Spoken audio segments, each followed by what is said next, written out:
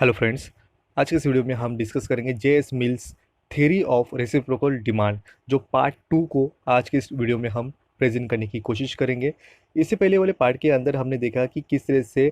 JS मिल ने अपने इस कॉन्सेप्ट के अंदर किस तरह से रिकार्डियन थ्योरी का एक्सटेंशन करने के साथ साथ ये रेसिप्रोकल डिमांड को प्रेजेंट करने की कोशिश की, जहाँ पे रिकार्डियन थ्योरी जहाँ पे फेल होती है एक्सप्लेन करने को,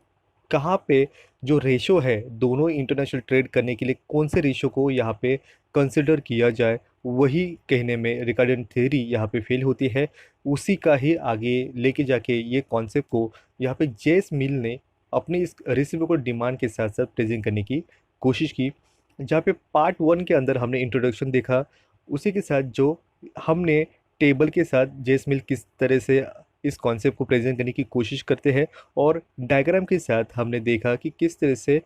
रेसिप्रोकल डिमांड दोनों कंट्री के बीच में दो कम्युनिटी को लेके किस तरह से यहाँ पे इंटरनेशनल ट्रेड होता है। इस कॉन्सेप्ट को पार्ट वन में हमने कवर करने की कोशिश की। पार्ट टू के अंदर हम देखेंगे कि इस कॉन्सेप्ट के क्या यहाँ पे अजम्पशन है और इस अजम्पशन पे बेस करती है ये रेसिप्रोकल डिमांड। रेसिप्रोकल डिमांड इस कॉन्सेप्ट के अंदर हम देखेंगे, जो नेक्स्ट डायग्राम यहाँ पे देखेंगे कि जिस तरह से यहाँ पे किसी भी कंट्री की अगर जो फॉरेन कंट्री है उसको लेके उसकी कमोडिटी को यहाँ पे जो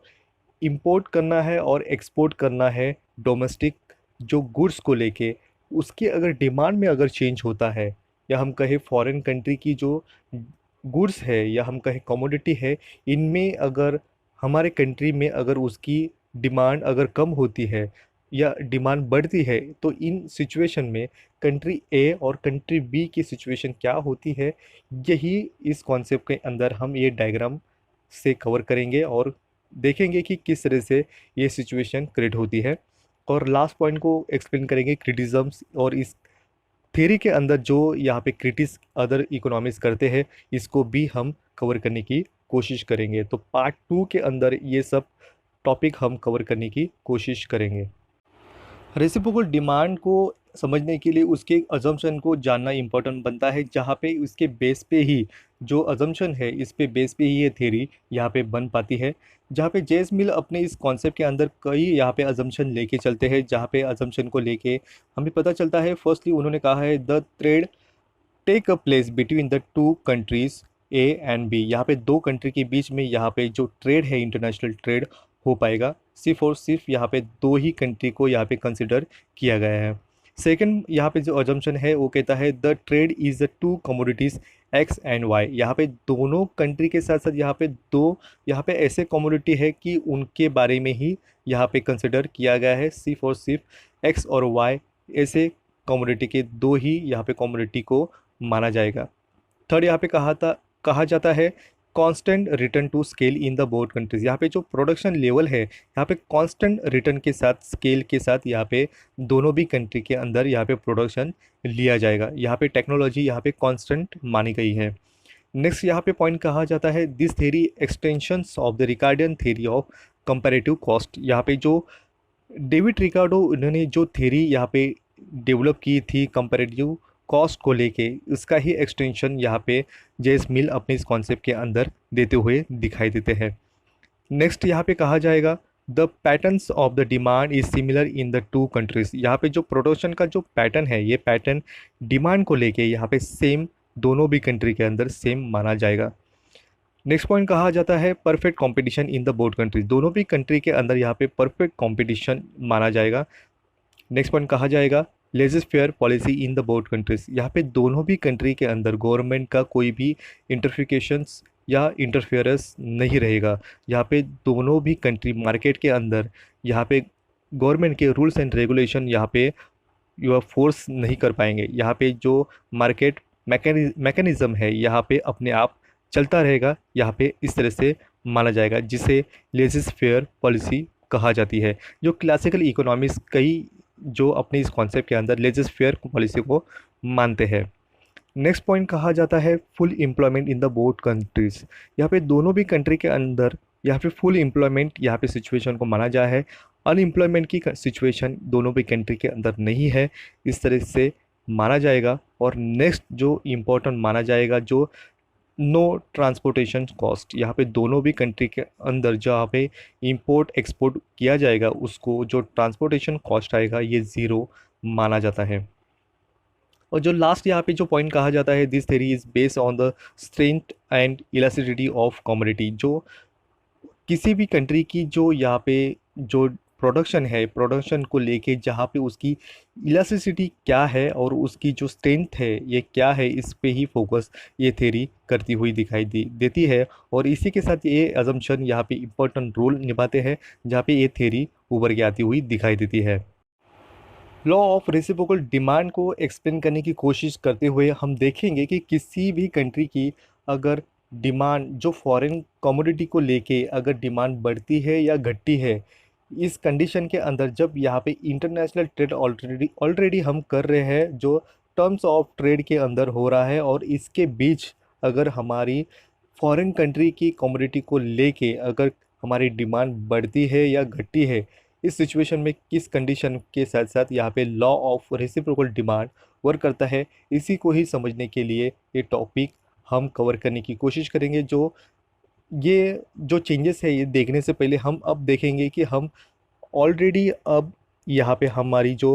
इंटरनेशनल ट्रेड इस सिचुएशन को हम दोनों भी कंट्री की जो ऑफर कर को प्रेजेंट करते हुए दिखाई देंगे, और इसके बाद होने वाले जो चेंजेस है इनको सेपरेटली कंट्री ए और कंट्री बी किस तरह से ऑफर कर को और भी बेहतर तरीके से और उनकी इलास्टिसिटी किस तरह से मेंटेन करती है और उनकी जो कमोडिटी की जो स्ट्रेंथ है ये क्या यहाँ पे अपना रोल निभाती है, ये भी देखने की कोशिश ये ऑफर कर्व दोनों कंट्री के बीच में किस तरह से वर्क करता है इसको ही समझने की कोशिश करेंगे। बट ये समझने से पहले हम अब देखें कि जो ऑफर कर्व है दोनों कंट्री को लेके ये किस तरह से इनकी जो एक्सपोर्ट कंडीशन क्या है ये भी देखने की इम्पोर्टेंट बनती है। जब यहाँ पे एक्स एक्सेस पे यहाँ पे कंट्री ए का एक्सपोर्टेबल कंडीशन देती है जो एक्स कमोडिटी को यहाँ पे प्रेजेंट करती है, और वाई एक्सिस पे हम देखें तो वाई कमोडिटी को यहाँ पे इम्पोर्टेंट स्पेशलाइजेशन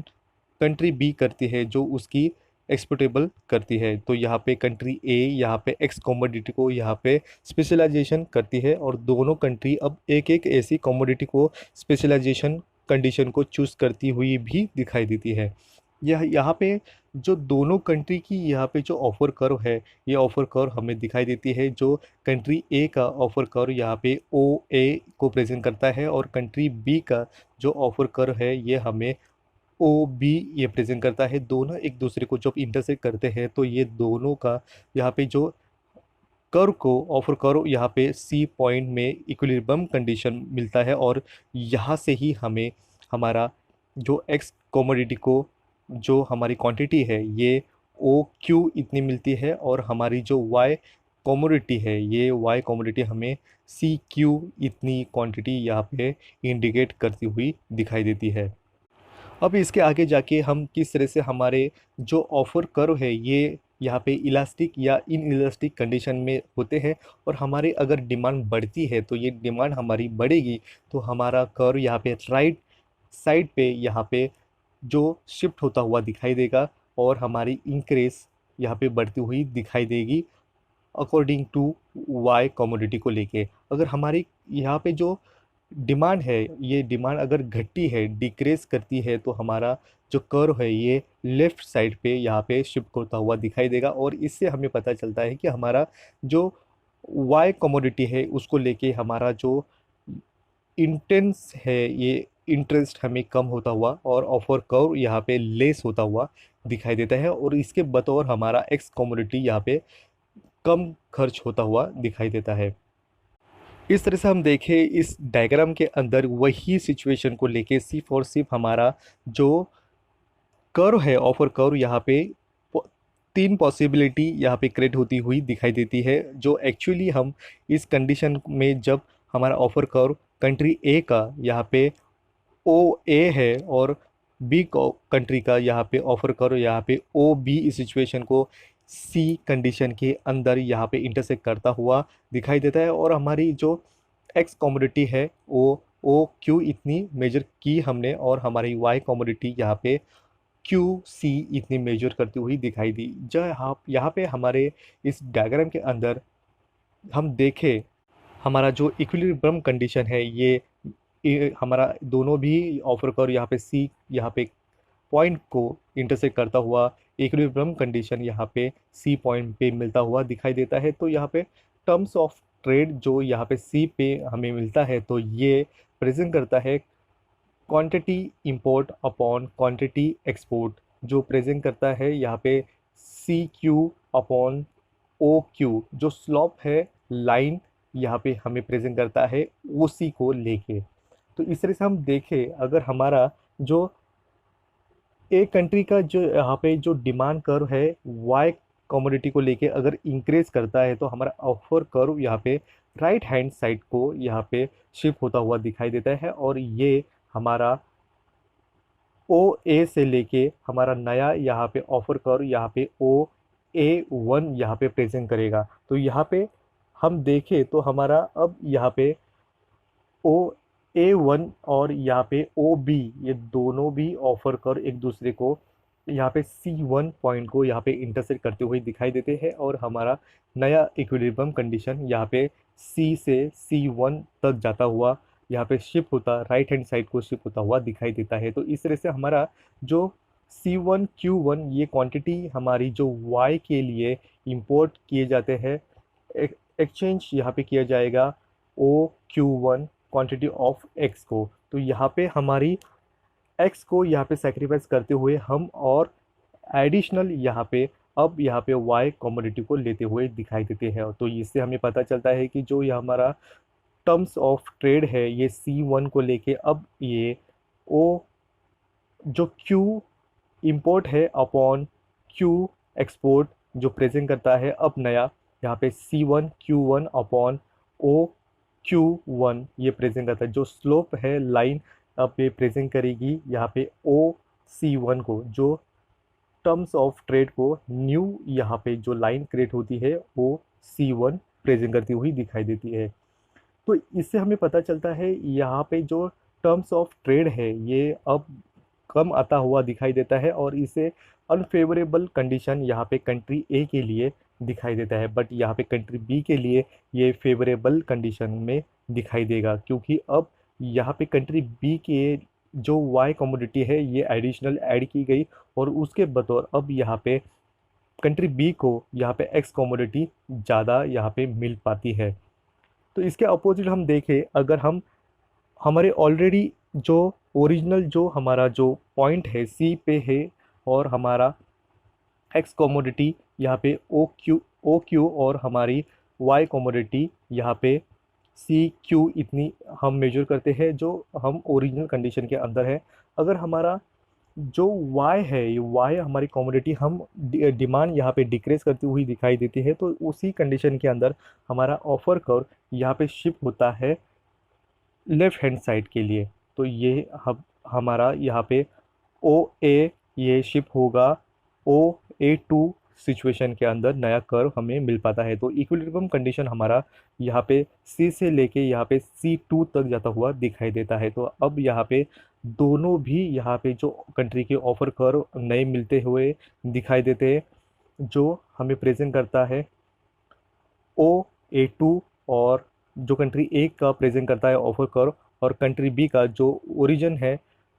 ओ बी जो प्रेजेंट करता है, दोनों एक दूसरे को इंटरसेक्ट करते हैं, और जो हमारा नया इक्विलिब्रियम कंडीशन सी टू ये प्रेजेंट करता हुआ दिखाई देता है। तो इससे हमें पता चलता है कि कंट्री ए का जो इम्पोर्ट करने का जो सिचुएशन है अब यहाँ पे सी टू क्यू टू इतनी क्वांटिटी यहाँ पे वाई की एक्सपोर्ट करती हुई दिखाई देती है, और उसके बतौर यहाँ पे ओ क्यू टू और क्यू जो सी वन है यहाँ पे जो एक्स की कमोडिटी यहाँ पे प्रेजेंट करती हुई दिखाई देती है।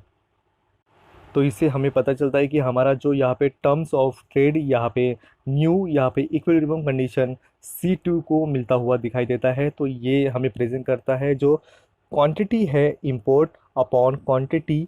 एक्सपोर्ट की, यहाँ पे जो अभी हमारा जो टर्म्स ऑफ ट्रेड को मिलता हुआ C two Q two upon O Q two इतना मिलता हुआ दिखाई देता है, जो प्रेजेंट करता है slope of line O C two को। तो यहाँ पे फेवरेबल है कंट्री ए के लिए सिचुएशन, जो ट्रेड का और अनफेवरेबल कंडीशन रह चुकी है कंट्री बी के लिए। तो इन शॉर्टली हम कहें, अगर कंट्री ए, अगर यहाँ पे कमोडिटी जो वाई है, कंट्री बी जो उनकी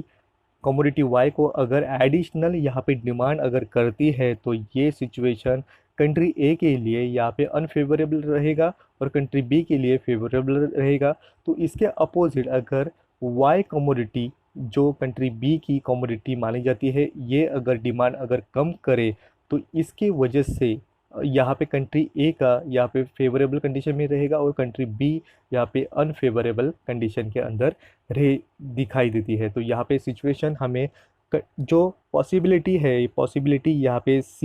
C1 और C2 इन तीनों सिचुएशन के साथ दिखाई देती है। जो C1 यहाँ पे प्रेजेंट करता है, यहाँ पे वाई कमोडिटी को एडिशनल के लिए कितनी सेक्रीफाइस करेगा कंट्री ए एक्स के बतौर। तो यहाँ पे C2 ये प्रेजेंट करता है कि यहाँ पे वाई कमोडिटी को यहाँ पे डिक्लेन करती हुई उसकी डिमांड कम होती हुई दिखाई देती है, तो उससे यहाँ पे कंट्री ए का यहाँ पे जो एक्स है, ये एक्स यहाँ पे फेवरेबल रहेगा कंट्री ए के लिए। इसी तरह से हम कंट्री बी का भी यहाँ पे जो पॉसिबिलिटी है, ये तीन कंडीशन के अंदर किस तरह से वर्क करती है, जहाँ पे कंट्री ए तो अब अपनी सिचुएशन में यहाँ पे कांस्टेंट है, बट यहाँ पे कंट्री बी के अंदर होने वाले जो कमोडिटी एक्स को लेके क्या चेंजेस है और इसके बतौर यहाँ पे कंट्री बी के अंदर होने वाले पॉसिबिलिटी तीन कंडीशन के अंदर दिखाई देते हैं। जहाँ पे हम देखें एक्स एक्सेस पे कमोडिटी एक्स की कमोडिटी जो कंट्री ए से एक्सपोर्टेबल रहेगी और कंट्री बी का यहाँ पे वाई एक्सेस पे यहाँ पे वाई कमोडिटी को लिया और कंट्री बी का यहाँ पे एक्सपोर्टेबल कंडीशन को दिखाई देता है। जो एक्स एक्सेस यहाँ पे कंट्री ए का यहाँ पे एक्सपोर्टेबल कंडीशन को प्रेजेंट करता हुआ दिखाई देता है। तो इस सिचुएशन के अंदर हम मान लेते हैं कि हमारी ओरिजिनल कंडीशन यहाँ पे जो ऑफर कर्व है दोनों कंट्री के बीच में, ये ओ ए और ओ बी ये दोनों इंटरसेक्ट करते हैं। सिचुएशन जो पॉइंट है ये सी के अंदर, और सी यहाँ पे इंडिकेट करता है जो कमोडिटी एक्स का यहाँ पे ओ क्यू इतना और वाई कमोडिटी यहाँ पे सी क्यू इतनी इंडिकेट करती हुई दिखाई देती है। अब यहाँ पे इस कंडीशन के अंदर अगर हम मान लेते हैं कि कंट्री बी की डिमांड यहाँ पे जो एक्स को लेके अगर बढ़ती है, तो इस सिचुएशन के साथ साथ ऑफर कर्व यहाँ पे प्रेजेंट करता है कि क्वांटिटी अब वाई की यहाँ पे ज़्यादा चाहिए। तो अगर यहाँ पे ज़्यादा चाहने के लिए यहाँ पे चेंजेस अभी दिखाई देते हैं। एक्स के एडिशनल यहाँ पे जो चेंजेस है, अब यहाँ पे एक्स कमोडिटी के अब एडिशनल यहाँ पे जो कमोडिटी है, इसको अब पाने के लिए, उसकी डिमांड फुलफ़िल करने के लिए अब यहाँ पे सेक्रीफाइस करना होगा वाई कमोडिटी को लेके। तो यहाँ पे कर्व यहाँ पे शिफ्ट होता है लेफ्ट हैंड साइड को और इंक्रीज करता है डिमांड जो एक्स कमोडिटी को लेके। अगर यहाँ पे जो चेंजेस होता है ये डिक्लेन करेगा, तो ये डिक्लेन अगर एक्स कमोडिटी को लेके डिक्लेन करता है, तो ये डिमांड कर्व यहाँ पे शिफ्ट होगा राइट हैंड साइड को, जो डिक्लेन करता है एक्स कमोडिटी को लेके। इस चेंजेस को या इंक्रीज और डिक्रीज को जानने से पहले हम जो सी पॉइंट है, ये सी पॉइंट दोनों भी कंट्री का जो ऑफर कर्व है, इन दोनों का ओरिजिन यहाँ पे जो कंडीशन यहाँ पे माना जाएगा। जो दोनों कंट्री का ऑफर कर्व यहाँ पे ओ ए और ओ बी ये दोनों इंटरसेक्ट करते हैं सी पॉइंट को, और ये सी पॉइंट ही यहाँ पे टर्म्स ऑफ ट्रेड को यहाँ पे प्रेजेंट करता है, जो सी पॉइंट को प्रेजेंट करता है। तो ये सी पॉइंट ये प्रेजेंट करता है quantity import upon quantity export, जो प्रेजेंट करेगा C Q upon O Q, जो प्रेजेंट करता है slope of line O C को प्रेजेंट करता है। जो ओ सी ये टर्म्स ऑफ ट्रेड को प्रेजेंट करता हुआ दिखाई देता है। अगर मान लेते हैं कि इस सिचुएशन के अंदर यहाँ पे एक्स कमोडिटी की अगर डिमांड बढ़ती है, तो ये डिमांड अब हमारी जो लेफ्ट हैंड साइड पे हमारा कर्व शिफ्ट होता है और हमारी जो कर्व है ये ओ बी से लेके ओ बी टू तक शिफ्ट होता हुआ दिखाई देता है। तो ये प्रेजेंट करता है जो बी कंट्री का डिमांड अब यहाँ पे एक्स कमोडिटी को लेके बढ़ा है और हमारा इक्विलिब्रियम कंडीशन यहाँ पे जो सी से सी टू तक शिफ्ट होता हुआ दिखाई देता है। तो अब यहाँ पे जो ओ ए जो ऑफर कर्व है ए कंट्री का, ये इंटरसेक्ट करता है new offer curve country B का, जो ओ बी टू को लेके ये इक्विलिब्रियम कंडीशन C2 को प्रेजेंट करता है, जो C2 इस सिचुएशन में इक्विलिब्रियम कंडीशन क्रिएट होती हुई दिखाई देती है। अब इस सिचुएशन के अंदर इंपोर्ट किया जाएगा OQ2 इतनी क्वांटिटी X की, और एक्सपोर्ट किया जाएगा C2Q2 क्वांटिटी यहाँ पे Y की। तो यहाँ पे टर्म्स ऑफ जो ट्रेड है ये C2 को यहाँ पे प्रेजेंट करता है। तो ये C2 अब यहाँ पे क्वांटिटी यहाँ पे जो दी गई है इंपोर्ट की अपॉन क्वांटिटी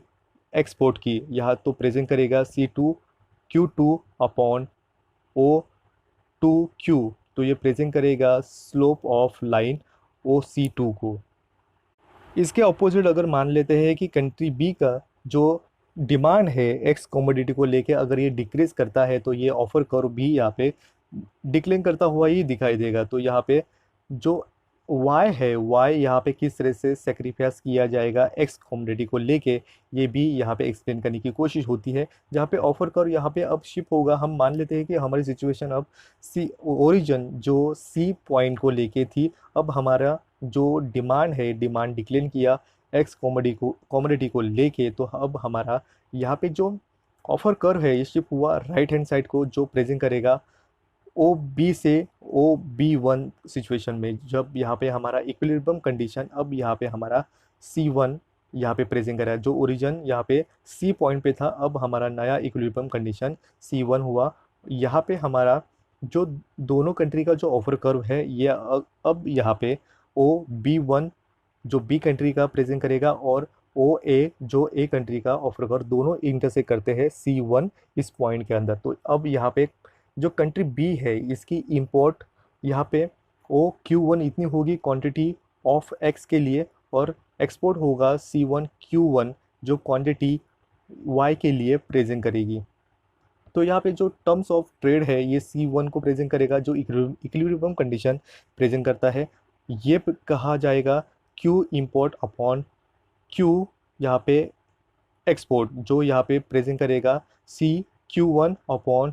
O1Q, जो प्रेजेंट करता है स्लोप ऑफ लाइन OC1। तो इस तरह से हम देखें जो यहाँ पे कंट्री बी के लिए ये सिचुएशन, जब यहाँ पे एक्स कमोडिटी के लिए यहाँ पे इंक्रीज की डिमांड, तो यहाँ पे कंट्री बी के लिए अनफेवरेबल रहा, बट कंट्री ए के लिए यहाँ पे फेवरेबल रहा। बट यहाँ पे जब डिमांड एक्स कमोडिटी को लेके यहाँ पे डिक्लेन करती है, तो कंट्री बी के लिए ये सिचुएशन यहाँ पे फेवरेबल रही, और कंट्री ए के लिए अनफेवरेबल कंडीशन रह चुकी। इस तरह से हमारा जो लास्ट यहाँ पे पॉइंट जो बनता है वो है क्रिटिज़म्स। इस कॉन्सेप्ट को लेके JS मिल अपने कई यहाँ पे अजम्पशन को लेके ही बेस करते हुए इस थ्योरी को डेवलप उन्होंने किया, जहाँ पे रिकार्डेड थ्योरी जहाँ पे फेल होती है एक्सप्लेन करने को, कौन से रेशो को यहाँ पे प्रेजेंट किया जाए और कौन से रेशो पे यहाँ पे इंटरनेशनल ट्रेड हो पाएगा। बट यहाँ पे JS मिल अपने इस कॉन्सेप्ट को यहाँ पे प्रेजेंट करते हुए रेसिप्रोकल डिमांड इस कॉन्सेप्ट को प्रेजेंट किए, बट कई इकोनॉमिक्स इस कॉन्सेप्ट को अनरियलिस्टिक यहाँ पे साबित करते हुए दिखाई देते हैं। जिसमें फर्स्ट है, अजूम किया गया only 2 countries A and B। यहाँ पे सिर्फ यहाँ पे 2 ही कंट्री यहाँ पे वर्क कर पाएगी जहाँ पे इंटरनेशनल ट्रेड करने के लिए। जहाँ पे मल्टीपल कंट्री अगर इंटरनेशनल ट्रेड करना चाहे तो किस तरह से कर पाए, इसके बारे में ये थ्योरी फेल होती हुई दिखाई देती है। सेकेंड पॉइंट बनता है, अजूम किया गया only 2 commodities X and Y। यहाँ पे सिर्फ 2 ही कमोडिटी को यहाँ पे ये थ्योरी प्रेजेंट करती है। मल्टीपल यहाँ पे कमोडिटी के बारे में ये थ्योरी कहने में फेल होती हुई दिखाई देती है। थर्ड पॉइंट कहता है, अजूम किया गया constant return to scale in both countries. दोनों कंट्री के अंदर यहाँ पे जो प्रोडक्शन लिया जाएगा ये कांस्टेंट रिटर्न टू स्केल पे ही बेस करती है, जो अनरियलिस्टिक कॉन्सेप्ट लगता है। नेक्स्ट पॉइंट कहता है, नेगलेक्ट किया गया कॉन्सेप्ट ऑफ सप्लाई। रिकार्डन थ्योरी यहाँ पे फोकस की उन्होंने, रिकार्डन थ्योरी कंपेरेटिव कॉस्ट यहाँ पे सप्लाई साइड को, बट यहाँ पे JS मिल अपने इस कॉन्सेप्ट के अंदर डिमांड साइड को प्रेजेंट करते हुए दिखाई देते हैं। तो दोनों जो थॉट्स है इकोनॉमिक्स को लेके, यहाँ पे दोनों भी कॉन्सेप्ट सप्लाई और डिमांड को लेके प्रेजेंट किए गए हैं, जो यहाँ पे जहाँ पे JS मिल डिमांड साइड को प्रेजेंट करते हैं, बट उन्होंने सप्लाई साइड को पूरी तरीके से इग्नोर किया हुआ दिखाई देता है। नेक्स्ट पॉइंट कहा जाता है, अजूम किया patterns of demand is similar in two countries, दोनों कंट्री के अंदर जो यहाँ पे प्रोडक्शन का जो पैटर्न है डिमांड को लेके, ये सिमिलर माना जाएगा। तो यहाँ पे अनरियलिस्टिक कॉन्सेप्ट लगता है। दोनों कंट्री के अंदर किस तरह से यहाँ पे डिमांड पैटर्न सेम हो पाएगा, ये अनरियलिस्टिक कॉन्सेप्ट लगता है। नेक्स्ट पॉइंट कहता है अज्यूम किया गया है perfect competition in the both countries, दोनों कंट्री के अंदर परफेक्ट कंपटीशन माना जाएगा, जो अनरियलिस्टिक लगता है। नेक्स्ट पॉइंट जो कहता है अज्यूम किया गया है laissez faire policy in both countries, दोनों कंट्री के अंदर दोनों भी कंट्री की जो गवर्नमेंट है इन दोनों का इंटरफेरेंस नहीं होगा, जो अनरियलिस्टिक लगता है। नेक्स्ट पॉइंट कहता है अज्यूम किया गया है full employment in the both countries, दोनों कंट्री के अंदर यहाँ पे फुल एम्प्लॉयमेंट की सिचुएशन है, जहाँ पे अनएम्प्लॉयमेंट सिचुएशन नहीं है, जो अनरियलिस्टिक लगता है। सभी कंट्री के अंदर यहाँ पे अनएम्प्लॉयमेंट सिचुएशन को फेस किया जाता है। नेक्स्ट पॉइंट कहता है अज्यूम किया गया है नो ट्रांसपोर्टेशन कॉस्ट, जो अनरियलिस्टिक कॉन्सेप्ट को यहाँ पे फोकस किया हुआ दिखाई देता है, जहाँ पे किसी भी एक्सपोर्ट इंपोर्ट को लेके यहाँ पे ट्रांसपोर्टेशन की कॉस्ट, उनकी पैकेजिंग, उनकी मेथड को यहाँ पे कॉस्टली माना जाता है, जो यहाँ पे ज़ीरो यहाँ पे ट्रांसपोर्टेशन कॉस्ट माना गया। और जो लास्ट पॉइंट जो हमें कहता है वो कहता है नेगलेक्ट डोमेस्टिक डिमांड, यहाँ पे जो डोमेस्टिक जो डिमांड है, कंट्री अपने ही प्रोडक्ट को यहाँ पे कमोडिटी को किस तरह से डिमांड करती है, इसके बारे में यहाँ पे इग्नोर किया गया या उसके बारे में कुछ भी नहीं कहा गया है। सिर्फ और सिर्फ अपने कंट्री की वैल्यू फॉरेन कंट्री के कमोडिटी को लेके क्या होगी और उसके बतौर हमें कितनी कमोडिटी को सेक्रीफाइस करना है, इसके बारे में ही ये थ्योरी कहती है। बट यहाँ पे जो डोमेस्टिक डिमांड है ये भी इम्पोर्टेंट जो कॉन्सेप्ट है माना जाता है। इसके बारे में जेस मिल अपने इस कॉन्सेप्ट के अंदर यहाँ पे फेल होते हुए ही दिखाई देती है। तो आज के इस वीडियो में बस इतना ही। Thank you.